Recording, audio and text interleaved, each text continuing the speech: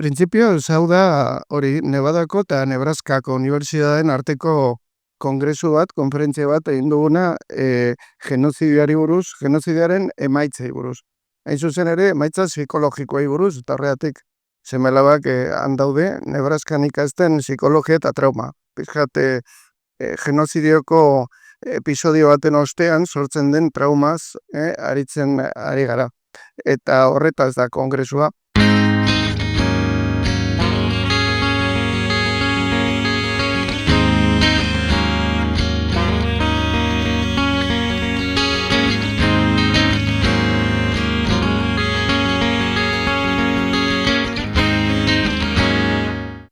Eta bueno, gaur ukatuko dugu honekin, pizka bat zer den genozidioa. Oso motz arituko naiz, ordu erdi bat edo motzago, eta definitzen zein den kontzeptua eta zergatik gaur egun Palestinan gertatzen ari dena genozidiotzat har dezakegun, zergatik den genozidio bai, eta nola gauzatzen zen eta nola gauzatzen diren gauza hauek. Eta hori azaltzeko erabiliko dut Natibo Amerikarren adibidea, ze gure adibidetik oso gertu dago. Natibo Amerikarrei gertatutakoa eta Euskal Herrian gertatutakoa denboran oso batera, gertatu ziren gauzak dira, eta, bueno, alderagarriak, bai? Hortaz, bueno, hasiko gara pelikula batekin.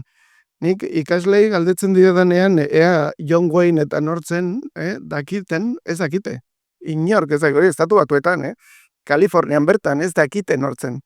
Izugarria dirudi, ez guk jaio ginen pelikula hauek ikusten, eta hori indikan ETBn eta botatza dituzte. Bueno, horietako pelikula askoren arteko bat da UFO Rapatxe. Eta hoi da, 1948koa John Forren pelikula bat, eta lehen aldiz, indioak edo natiboak agertzen dira pelikula horren onak bezala. No esateko bakeroak kasu honetan gaiztoak dira, nagusiki Henry Fonda delako pertsonaiak, egiten du gaiztoarena. Eta hori iraultza izan zen, Hollywooden ze lehen aldiz agertzen ziren gerra hauek benetazko natiboen kontrako eraso bat bezala. Lehen aldiz, 1948an. Bai? Eta pelikula hauetan beti agertzen da estena hau. Beti errepikatzen zen estena bada bakero eta indioen arteko pelikulak bukatzen ziren. Bakero talde bat, normalean hori, kaballeriako 7. etorri baino lehen, bakero talde bat hor inguratua indioz. Eta indioak bueltaka kanpotik geziak botatzen, eta bakeroak erditik defendatzen eta indio pilo, noske, hiltzen, akatzen. Hau da, nola, hori, Hollywoodek irudikatu zuen Indian Wars, edo ditzen dana, hau da, indioen kontrako gerra horiek. Gerra horiek hasi ziren, 1760, bueno, aurretik ere, 1717 mendetik hasita, baino, ja mendebaldearen konkista delata hasi zen nagusiki urrea aurkitu zutenean Kalifornian. Hortaz, 1840tik 1880 arte, bai? 50-60 urteko gerra izan zen. Eta etzen Natibo Amerikar talde bakar, ziren 200 nazio ezberdin. Horrek esan nahi du, 200 hizkuntza ezberdin, 200 erlijio ezberdin, 200 izaera ezberdin. Pelikuletan danak agertzen dira berdinak, baina berez nazio oso estelakoak ziren, elkarrekin noski, zuten elkarrekin ulertzen, hitz egitean eta bar. Eta gerra horietan, Sheridanek oso famatua egin zuen esaldi hori, ez? Indion bakarra hildako indioa da. Eta hori izan zen, gerra hauek exterminio gerrak izan ziren. Alegia, genozidio baten ispilua. Eta garai hartan, baditugu irudiak, akuarelak eta margoak, garai hartakoak, 19. mendekoak, beste batzuk 20. mendekoak, eta guztiek irudikatzen dute realitate berritina. Bakeroak defendatzen, nolabait, noski, ez erasoan, baizik eta defendatzen euren buruak, eta indio mordo bat euren atzetik. Hau, pizkat ezberdina da, baina baita ere 19. mendeko irudi horietako bat. Eta orduan galdera askoren artean da hau. Zenbat indiar hil ziren gerra horietan? Ari gara 50-60 urteko gerra hitz egiten. Zenbat indiar, zenbat natibo hil ziren? Epe horretan estatu batuetako armadaren kontra. Ez dezut erantzun behar, nik klasean nagoenean eta daramatzaia 30 urte, bai, hau ikasten eta klaseak ematen genozidarenak, denetatik erantzun datu ikasleek, baina bueno, guztiok dugu irudi bat, bai, zenbaki bat buruan. Eta realitatea, genozidioz hitz egiten dugunean beti da impactantea. Beti. Erantzuna beti da impactantea. Hemen ditugu datuak. Datuak kontrastatuak. 50 dokumentu ezberdinetan kontrastatutakoak, esan nahi dut, aurkitu ditzakegun daturik zehatzenak dira. 4.993. Ez dira milioiak, ez dira ehunka milaka, dira 4.993 indiar, hori bai, ejertzitoaren kontra, bai, borroketan hildakoak. Eta inkluso irudia duguna ankerragoa da, ikusten balin badugu, Estatu Batuar armadak galdu zituela 6.500 soldado. Natiboak baino aixa gehiago hiltziran, gerra horietan. Bai? Hortaz, hau da adibidez, Jeronimo, zergatik hori? Bueno, pelikuletan ez bezala oso soldadu onak ziren. Eta gainera ezagutzen zuten oso ongi euren lurraldea. Eta gainera, Jeronimo bezala dela famatu erateko bat, apatxeen arteko bat, bai, beste bat da Carlos, eta bueno, badira Joseph, bai, Nispiurs honek zean borrokatu zena, Idaho, gaur egun Idaho ditzen dugun horretan, edo eseritako zezena, Sitting Bull eta beste batzuk, oso talde txikiak ziren. Jeronimok normalean borroka egiten zuen 5 gizonekin. 5, 7, 10 asko jota, oso mugikorrak eta haiek hautatzen zuten non eta noiz eraso, eta zer eraso, eta dana, hortaz oso zaila zen, natiboen arteko bat hartzea, preso hartzea, edo hil. Lehen aipatu dituan datu hori, 4.900 ez dira hildakoak, dira hildakoak eta presoak, prisionero hartutakoak. Hortaz, noski, hau, heldu zen, kongresura, datu hau. 1882an egin zuten zensu hau, eta horrela eraman zuten Estatu Batuetako kongresura Washingtonen, eta noski guztiek adostu zuten hau arazo bat zela. Zergatik arazo bat. Zein da hemen arazoa? Zer uste duzue garai hartako politikariek, gaur eguneko politikariak bezala, pentsatzen zuten hau arazoa zenik, zertan arazoa, zergatik arazoa? Zein arazoa? Bueno, arazoa zen dirua. Alegia, gerra hau 50 urtez borrokatu dugu 4.000 pertsona, 4.000 natibo hiltzeko edo harrapatzeko. Zenbat diru kostatzen ari zaigu hau, sarraski hau, zertarako. Are gehiago, kongresista batek galdetu zuen, eta registratua dago, bai, kongresuotako zea hoietan, eztabaidetan, zenbat kostatzen zaio Estatu Batuetako estatuari, gobernuari, indio bat hiltzea. Zenbat kostatzen zaigo? 50 urtez egon gara gerra egiten, eta zenbat kostatzen zaigu 4.000 pertsona horietako bakoitza hil. Galdera hori egin zen eta erantzun zen. Zenbat uste duzue kostatzen zela 1882ko dirutzan indio bat hiltzea. Beste galdera bat, ez? Baitere, erantzuna izugarria. Hemen dago. Bake politikak gerrak urteko kostatzen duenaren 20 bat besterik ez da. Esaten zuen Whitmer delako apaizak. 11 milioi dolar kostatzen zaio gobernuari indiar bat hiltzea. Hori, dokumentatua. Bi orrialdeko dokumento luzeak, zenbat kostatzen dan, hori, tiro bat botatzea frontean, eta hortaz pertsona bat hiltzea. Elizak, esaten zuen berak, $1.000 salba dezake pertsona hau. Nolabait mezua da. Estatu Batuetako gobernuari kostatzen zaio 11 milioi dolar indio bat hiltzea, eta Elizak lan hobea egin dezake $1.000 indio bakoitzeko. Alegia, akatu ditzakegu indio hauek $1.000, eta ez 11 milioitan. Noski, kongresuak horren alde, egin zuen botua, eta zein da politika hau. Nola indioa hil eta gizakia salbatu, zaten zuten gara hartan. Nola irabazi ditzakegu gerra hauek, askoz diru gutxiagorekin eta indio guztiak desagertuz. Erantzuna dira eskolak. Eskolak. Boarding school. Boarding school izango zen internadua. Euskaraz. Orduan, internaduak osatzen.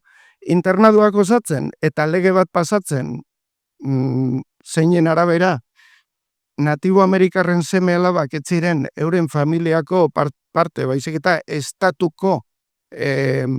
estatuaren edo gobernuaren ardura, orduan hartzen zituzten, baitzen zituzten haur hauek euren familietatik legalki, legez eta behartuta, eta eramaten zituzten internadu hauetara. Eta internadu hauetan, noski, zer erakasten zuten. Bakizu, eskuelas nazionalesen bezala, berdin, alegia, hizkuntza, dana inglesez, eta bakarrik inglesez, eta gainera inglesa ematen zen erlijioa, kristautasuna kasu horretan, bai? Ematen zen historia, estatu batuetako historia, oso importantea, asignatura, ematen zen zibilizazioa, zer zen zibilizatua izatea zen, noski, estatu batuar konstituzioa, estatu batuar ohiturak, estatu batuar janzkera, estatu batuar jakiak eta edariak, eta dana, Amerikar kultura, nahi bali maizu horrelako zehazor, eta politika pizka bat. Eta oso importantea ere giza gorputz heziketa. Gimnasia edo gorputz heziketa. Hori ere oso importantea, zenuzke ematen zen, garai hartan ez zegoen oraindik saskibaloirik eta, baino beisbola eta Amerikar kirolak. Eta karo, guztiak ikasleak uniformatzen zituzten, jolasteko taola, eta guztiek jolasten zuten joku bera noski etzana, inondik inora, natiboek zituzten joku edo jolasoiek antzekoa, ez?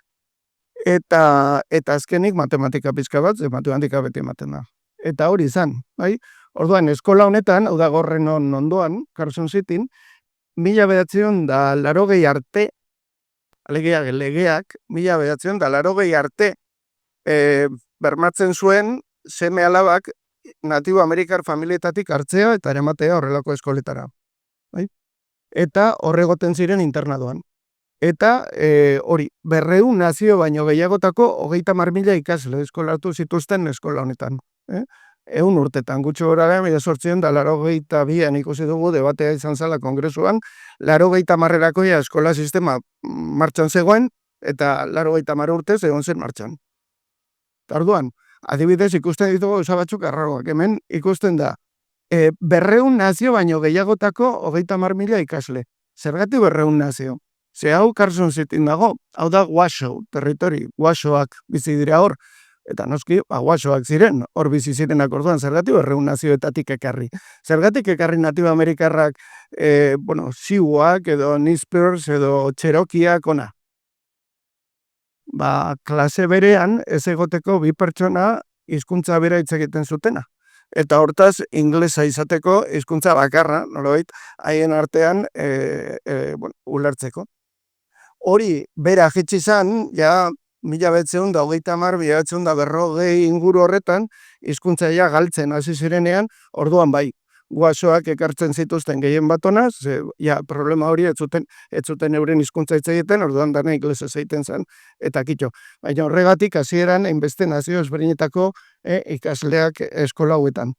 Eta hori da, hemen ikusten da lehenengo promozioa 1901 lehenengo ikasleak. Hemen ez da ikusten, baina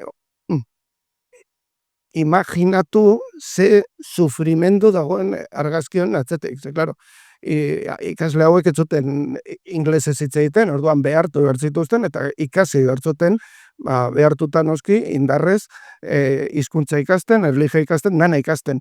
Askok ez zuten ikasi eta eskapatzen ziren eskoletatik, eta orduan zigortzen zituzten.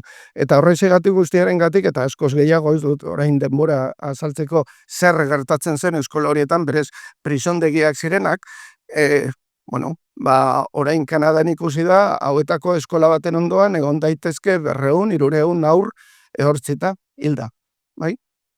Hil zituztelako, edo suizidatu zirelako, edo tabar.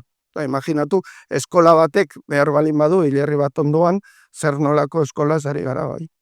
Hori ikartu da eta asko Kanadan hasi da. Estatu batuetan oraindik ez. Oraindik ez dakigu zenbat haur dauden ehortztuta eskola honen ondoan, baina egongo dira eta asko. Bai? Eta, hau da genozidioa. Genozidioa ez da jende asko hil. Genozidioa da herri bat hil. Herri bat. Hau da, herria den hori. bai? Horregatik, Whitmerrek esaten zuen, indioa hil, baino pertsona salbatu, nolabait esateko kakotzen artean pertsona zibilizatu. Alegia, pertsona honek barruan zegoen indiar kultur hori suntzitu, akatu, hizkuntza, religioak, kirolak, janzkera, orrazkera, dana, eta bilakatu, gizarte hori dana dalakoa. Kasu honetan, Ipar Amerikarra edo inglesa, Eskozian adibidez, edo espainola, Euskal Herrian, edo frantsesa, edo ta dana dalakoa. Estatuaren irudira pertsona hori egokitu. Hau da pertsona bera. Eskolara sartu baino lehen eta eskolatik aterata gero. Bai. Argazki asko egin ziren. Adibidez, hauek dira meskaleroak. Aurretik eta gero. Edo, hau dira pueblo. Dira pertsona berdinak, aurretik eta gero. Eta gero, horrelako garai hartako egunkarietan eta horrela gertzen zen, argazkia eta bestea. Alegia, zibilizatzen ari gara pertsona hauek. Hori da genozidioa. Genozidioa da Rafael Lenkinek asmatutako hitz bat, ekoiztutako hitz bat. Berak asmatu zuen, berak azaldu zuen, eta berak deskribatu eta argitaratu zuen hitza lehen aldiz 1954an. Eta, itzuli dut, zuzen, literal, orokorrean. Genozidioak ez du zertan nazio baten berehalako suntziketa esan nahi. Nazio bateko kide guztien hilketa orokorraren bidez egiten ez badabintzat, klaro. Herri bat akatzeko, herri bat suntzitzeko estrategia bat noski da, genozidio fisikoa da, pertsona guztiak, nazio horretako pertsona guztiak hil. Baina hori, inoiz ez da gertatu historian oso zaila delako, hainbeste jende toki ez oso garestia delako, ikusi dugu gerra zen garestia den. 11 milioi dolar kostatzen zuen indio bat hiltzea, hortaz, hil zituzten asko, baina ez danak. Orduan, baizik eta bere helburua genozidioaren eta genozidaren helburua da talde hauek desagerrarazteko talde nazionalaren, alegia nazio baten, bizitzaren oinarriak suntzitzera bideratutako ekintza desberdinen plan koordinatua bultzatzea. Plan honen helburua da erakunde publiko eta gizarte erakundeen, kulturaren, hizkuntzaren, sentimentu nazionalaren, erlijioaren eta talde nazional existentzia bera, existentzia ekonomikoaren deusestapena. Eta noski talde horretan bizi direnen norbanako segurtasunaren, askatasunaren, osasunaren eta duintasunaren suntziketa. Hori da, definituta horrela genozidioa. Eta Lemkin izan zen, nazio batuen erakundeko legea pasazenean, konbentzioan pasazenean, konbentzioa erredaktatu zuen 3 pertsonertako bat zan Lemkin. 3 pertsonezko batzorde bat osatu zen, eta 3 pertsonen arteko horietako bat zan Lemkin bera. Noski, nazio batuen erakundea ez da instituzio demokratikoa gaur etzen orduan, eta betoa ezarri zuten estatu batzuk, zenbait estatuk ez zuten hau ikusi nahi idatzita konbentzioan. Orduan konbentzioa murriztu zen izugarri. Eta gaur eguneko konbentzioaren arabera da, talde bat suntzitu bai, baina ez dut esaten nola. Adibidez, ez du azpimarratzen Lemkinek egin zuen bezala, hizkuntza debekatzea dela genozida. Hori ez dute azpimarratzen, ez dute definitzen garbi, eta hortaz gaur egun hori legez kanpo geratu da. Nolabait definizio legalaren edo juridikoaren kanpo. Hortaz, laburbilduz, genozidioa da patroi nazional baten suntzitzea. Identitate kolektibo baten suntziketa, beste identitate kolektibo bat herri horrengan ezartzeko. Hori da genozidioa. Hori noski asimilazioa, hitz batean. Hori bizitzan, historian, gure bizitzan asko ikusi dugu, baina noski historian zehar, baita ere, ditugu kasu pilo, milaka kasu. Hain zuzen ere, zaila da, aurkitzea estatu bat munduan, genozidioa gertatzen ez denari. Zaila da, aurkitzea toki bat. Horrelako toki bat aurkitzeko berduzu, irla txiki batera joan, toki arraro baten, non ez dagoen urrerik, ez dago petroliorik, ez dagoen diamanterik, ez dagoen ezera, Islandia bezalako toki batera, hor, bai, agian, genozidioa ez da gertatzen ari, baina beste toki guztietan bai. Eta normalean konfunditzen dugu genozidioko piko, genozidio fisikoko piko horiek, adibidez, holokaustoa bezala, genozidio episodio guztiarekin, eta ez da gauza bera. Genozidioko episodioak luzatzen dira mendeetan zehar. Eta batzuetan badituzte piko fisikoak, hau da, momentu batzuk historian non jende asko hiltzen da. Euskal Herriaren kasuan, lehenengo karlistadan, bigarren karlistadan, eta 36, 45 arte horretan. Bai, hoiek dira piko fisikoak. Baina genozidioa gertatu da 200 urtez. Hemen herrialde honetan. Beste toki batzuetan, baita. Hori da, adibidez, Palestinaren kasoa. Palestinan ikusten duguna, ez da genozidioa jende asko hiltzen ari direlako, noski ari direla baita ere jende asko hiltzen. Eta zergatik ari dira jende hori hiltzen. Eta hori da genozida. Palestinarrak direlakoz. Ez zeo zer egin dutelakoz, legearen kontra edo tabar, ez. Hiltzen ari dira jende hori palestinarrak direlako. Hori da genozidioa. Baina genozidioa da ez bakarri jende hiltzen ari direlako, izek eta asimilazioa gertatzen ari delako. Alegia, zergatik ari dira jende hori hiltzen, zergatik ari dira jende hori baztertzen, zergatik lege bereziak jende horretarako hauek baztertzeko eta estatua homogeneizatzeko.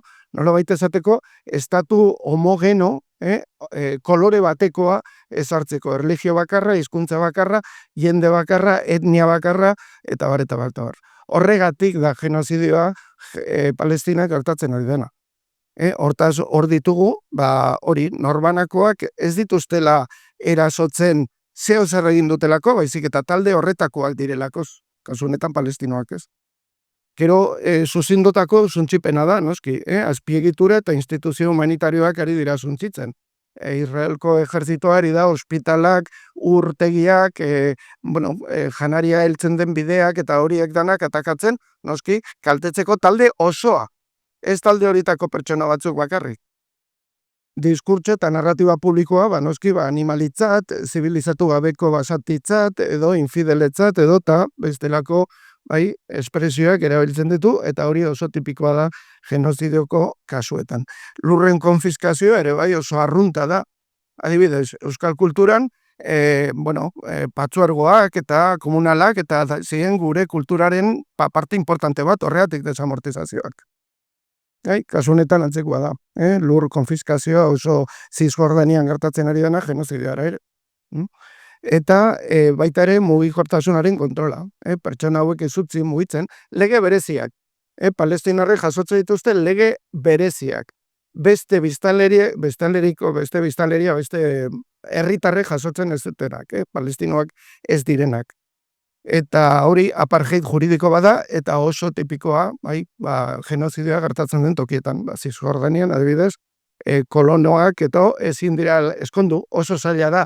Palestinar eta palestinarra ez den pertsona baten arteko eskontza, besteak beste, estatu horretan eskontza erlijiosoa delakoz, ez da zibila. Eta hortaz, horrek oztopo handiak inposatzen ditu.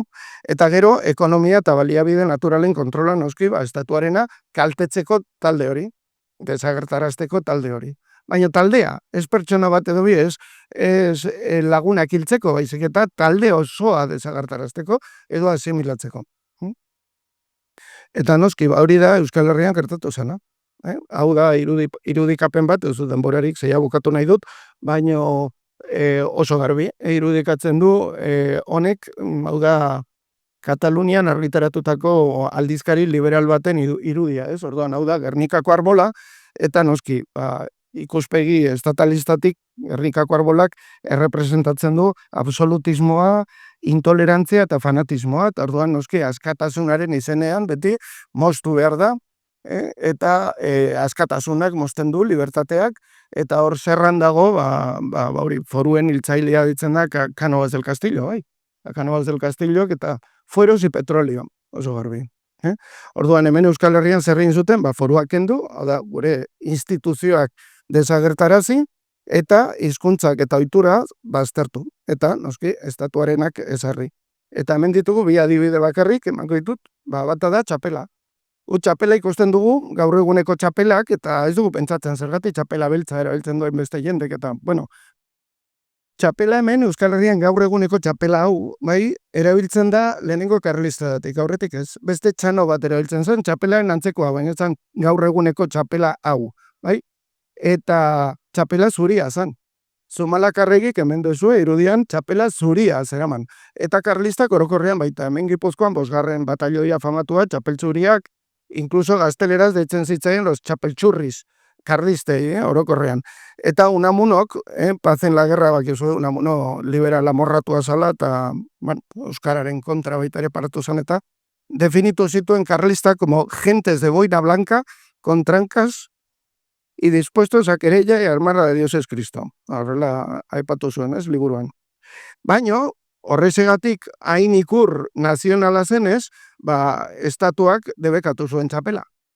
Baino ez edo zen txapela, debekatu zuten txapela zuria. Eta liberalek, nagusiki peseteroak, hau da, miliziak eta hasi ziren zenbait herrietan txapela gorria erabiltzen.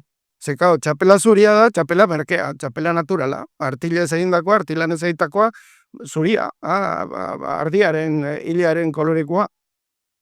Gorria, oso tinte garestia guazan, bizkat eleganteagoa, eta orduan hasi ziren miliziago peseteroak txapel gorria erabiltzen. Eta horregatik gaur egun, minon jaia desagertu ziren, baina foralak eta txapel gorria erabiltzen dute, ze hori zen peseteroen txapela. Gutxika ez ziren, karlistak ere txapela gorria erabiltzen, eta logo 36an reketeek erabili zuten gorria. Baino, basuen konnotazio hori. Orduan, txapela zelozik iriki zuenean, bere fabrika eta hemen ere, Azkoitian Mendozakoak, ez zuten txapela zuria egiterik, ze debekatua zegoen, gobernuak debekatua, txapela gorria ere zuten nahi, zezen peseteroena, eta ez zuen fama ona, orduan, beltza. Eta horregatik erabiltzen dugu beltza du urdina, bai? Alegia, guztiaren atzetik badago historia bat. Musikarekin, eta horrekin jabukatzen dut, hori, gauza bera, musika gaur entzungo dugu, eta noski, banda municipala gaur ulertzen dugun bezala hori esan existitzen, 18-16 mendean. Gaur, ikusten ditu, haulako banda bat, bombo, platillo eta barrekoa, hori etzan horrela. 1926an hasi zen estatua, elizari esparru hori kentzen, eta estatalizatzen, nolabait esateko musika.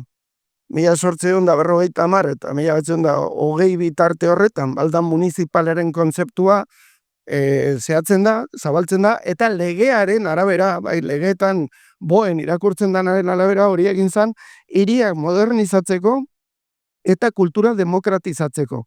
Nolabait esateko, herri guztiek izateko banda bera. Hemen edo Badajozen. Hori da kultura demokratizatu, ikuspegi liberal batetik. Eta musikare zibilak ezi eta kontratatzeko beharrean, testu inguru horretan, hasi ziren lehenengo legea pasatzen. Adibidez, hemen 1850ko udal legea dio orokorrea estatuarra, tokian tokiko identitatea indartzeko asmoz zabaldu dartzirela banda hau, ze identitate. Ze txistuak etzuen agerrera, banda hauetan, edo alboka, edo txuntxunak, edo inongo euskal instrumento batek etzuen agerrera noski. Orduan, hori, horrekin batera, konservatorio publikoetan eta instrumento euskaldunak gehatu ziren kanpo. Instrumento tradizionalak ez ziren sartu, oaindikan ere zaila da aurkitzea batzuk, Eta, zergatik legeak dio, hau dena legetatik, kakotzen artean dagoena legetatik hartutakoa. Ez dute idatzitako errepertorio estandarrik eta sistema tonal klasikoan fikantutako teknikarik ez duten. Nolabait esateko, bigarren mailako musika dau, eta ez da konservatorioetan egotekoa dela beste hau. Alegia, gurea, estatuarena. Eta, gaur egun pizkanaka ari da gauz aldatzen, baina, hau dana da bi adibide onena. Hauek liburuak, igual zuetako batzuk, ikusi zute eskoletan, honekin erakasten zen, Así quiero ser, yo soy español, madre España, horrelakoak. Zer zara zu esaten ari dira, eta nagusiki zer ez zara. Eta guk ez dugu, natiboek dituzten argazki horiek ez zizkiguten atera eskoletan eta garai hartan, baino, hemen ikusten duzue, zer zen banda bat tipikoa, herri batekoa, eta zertzen lege hau pasata gero, eta zer den gau. Azkenean gaur egun banda gehienak horrelakoak dira. Uniformea eta guzti, noski txapelak kendu zan, jantziak dana aldatu estatalizatu intzan. Eta hori dira bakarrik bi adibide, noski euskarari buruz ere hitz egin dezakegu, debekuak eta bar, zigorrak, eraztuna eta bar. Baina bueno, adibideak dira horiek baino zabalagoak. Ez dira bakarrik hori. Eta bueno, bukatzeko eta honekin jau da azken bukatuko dut esaten betikoa, ez? Mira, hau ezagutuko ezue, bai, Hendaiako tren geltokia eta Hondarribiko aeroportua, bai? Hendaia eta Hondarribi, hau dira bi euskal herri ibai batek bezarkatzen dituenak, baina orain banatuta bi estatu ezberdinetan. Orduan, bai alde batera zein bestera ikasleek eskoletara joten dira eta Hondarribian adibidez, literatura emate dute. Literatura. Zer literatura emate dute? Literatura espainola, noski.